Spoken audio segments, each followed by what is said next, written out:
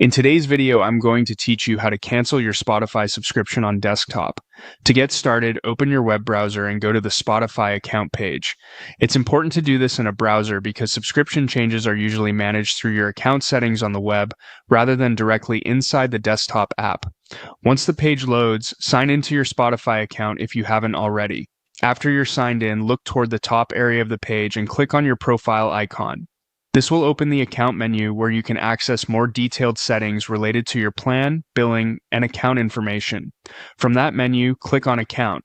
This takes you to the main account overview page. Here, you'll be able to review your current subscription details and find the cancellation option if your plan is billed directly through Spotify.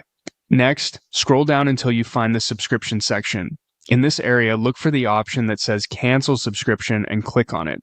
If you don't immediately see it, take a moment to carefully check the page, because the wording can vary slightly depending on your plan or location.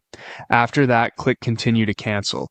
This confirms that you want to move forward with ending your subscription. Keep in mind that canceling does not usually end your premium access right away.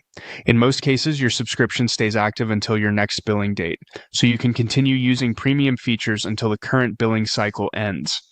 There are a few important things to know if the cancel option doesn't appear.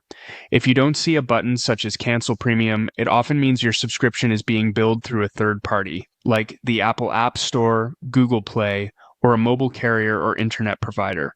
In that case, check the payment section of your Spotify account to see who manages your billing, then cancel directly through that provider instead.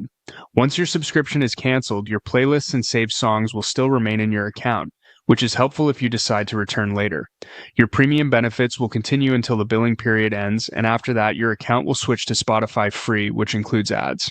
If you run into trouble finding the cancel button, make sure you're using a web browser and not only the Spotify desktop app. You can also try a different browser or clear your browser cache. And if you're still being charged, double check whether you may have another Spotify account with an active premium plan or whether billing is being handled by another provider.